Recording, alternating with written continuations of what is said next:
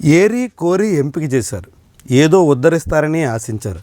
గడిచిన 5 ఏళ్లుగా మీడియా పరంగా తనకు సహకారంగా ఉన్నందుకు గాను ప్రతిఫలంగా ఏకంగా టీటీడీ బోర్డు చైర్మన్ పదవిని అప్పగించారు.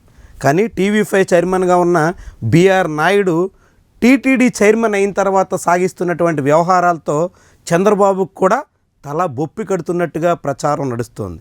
టీటీడీ చైర్మన్ నిర్వాహకం కారణంగా తిరుమల తిరుపతి దేవస్థానం ప్రతిష్ట దెబ్బతినడమే కాకుండా ఆంధ్రప్రదేశ్ రాష్ట్ర ప్రభుత్వ పరువు కూడా పోతుందా అనేటువంటి అనుమానం కలుగుతుంది.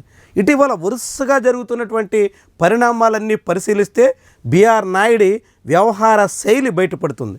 ఆయన అసమర్థ విధానాల కారణంగా అనేక రకాల సమస్యలను ఇటు సామాన్య భక్తుల నుంచి అటు టీటీడీ పెద్దల వరకు ఎదుర్కొంటున్నట్టు కనిపిస్తుంది.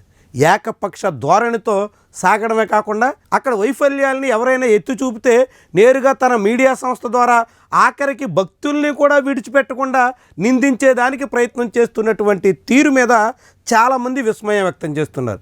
తిరుమల తిరుపతిలో సదుపాయాలు మెరుగుపరచాలి, భక్తులకు అవసరమైన ఏర్పాట్లు చేయాలి అంటూ గొంతెత్తినటువంటి వాళ్ళ మీద తన ఛానల్ సాక్షిగా నిందలు మోపినటువంటి వైనం చాలామందిని ఆశ్చర్యానికి గురి చేసింది. వాస్తవానికి టీటీడీ చైర్మన్గా బిఆర్ నాయుడు బాధ్యతలు స్వీకరించిన నాటి నుంచి అనేక సమస్యలు వరుసగా వెలుగులోకి వస్తున్నాయి. తొలుత తొక్కిసలాట కారణంగా పలువురి ప్రాణాలు కోల్పోవలసి వచ్చింది. కేవలం చైర్మన్ ఈఓ మధ్య ఎటువంటి సమన్వయం లేకపోవడం వల్లే అలాంటి పరిస్థితి దాపురించిందని చాలామంది వాపోవలసి వచ్చింది. ఇప్పటికీ ఈఓతో చైర్మన్కి ఏ మాత్రం సఖ్యత కుదిరినటువంటి దాఖలాలు లేవు. పూర్తి ఏకపక్షంగా చైర్మన్ సాగుతున్నటువంటి వైనం చాలామంది అధికారులతో ఆయనకి దూరం పెరిగేదానికి కారణమవుతుంది. ఆఖరికి ఆ తొక్కిసలాట సమయంలో స్వయంగా డీసీఎం పవన్ కళ్యాణ్ క్షమాపణ చెప్పాలి అని ఆదేశిస్తే దానికి కూడా బిఆర్ నాయుడు తొలుత ససేమిరా అన్నారు. కానీ చివరకు పవన్ కళ్యాణ్ ఆగ్రహానికి తలొంచి క్షమాపణ చెప్పక తప్పని పరిస్థితి బిఆర్ నాయుడికి వచ్చింది. ఆ తర్వాత అయినా పాఠం నేర్చుకుని పరిస్థితులు చక్కదిద్దే ప్రయత్నం చేశారా అంటే ఎప్పటికీ ఏ మాత్రం చక్కదిద్దిన దాఖలాలు కనిపించట్లేదు.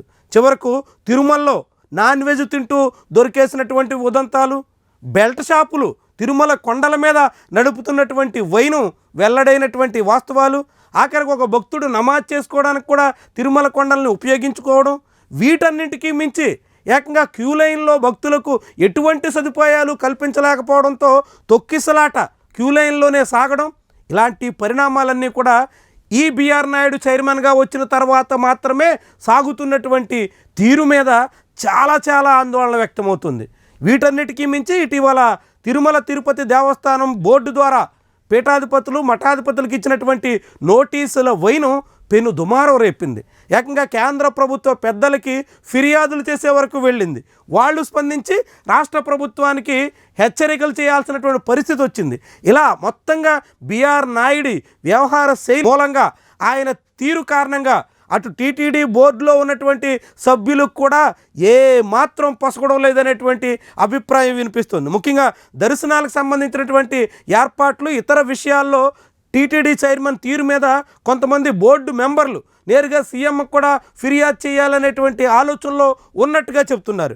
వీరికి తోడుగా రాష్ట్ర ప్రభుత్వంలోని మంత్రులు కూడా టీటీడీ బోర్డు చైర్మన్ వ్యవహార శైలి పట్ల, ఆయన ధోరణి పట్ల ఏమాత్రం సంతృప్తిగా లేరనేటువంటి అభిప్రాయం వినిపిస్తుంది. ఇట్లా మొత్తంగా టీటీడీలో ఉన్నటువంటి అధికారుల నుంచి రాష్ట్ర ప్రభుత్వ పెద్దల వరకు ఎవరితోనూ కూడా పూర్తి సమన్వయాన్ని సఖ్యతను పాటించలేకపోవడం పట్ల బిఆర్ నాయుడు తీరు మీద చాలా పెద్ద వివాదం చెలరేగేలా కనిపిస్తుంది. మరి దీన్ని ఎంతకాలమని చంద్రబాబు సహిస్తారు, ఏ రీతిన ఈయన ధోరణిని కొనసాగిస్తారు అన్నది ముఖ్యమైనటువంటి ప్రశ్న. తొలుత నేరుగా చంద్రబాబు సమక్షంలోనే ఈఓతో చైర్మన్ తగాదాకి దిగినటువంటి వైనం చాలామందిని ఆశ్చర్యపరిచింది. అది ఇప్పటికీ కొనసాగుతున్నటువంటి ధోరణితో ఏమాత్రం టీటీడీ బోర్డు చైర్మన్ తన వ్యవహార శైలిని మార్చుకోవడం లేదనేటువంటి అంశం స్పష్టమవుతుంది. మరి ఇలాంటి పద్ధతిని ఎంతకాలమని సహిస్తారు, ఏ మాదిరిగా చక్కదిద్దుతారు, లేదంటే రాష్ట్ర ప్రభుత్వమే టీటీడీ బోర్డు చైర్మన్ తీరు మూలంగా ఇలాంటి బదనామవుతున్నటువంటి వైనాన్ని ఎంతకాలమని భరిస్తారు? ఇదే ముఖ్యమైనటువంటి అంశం.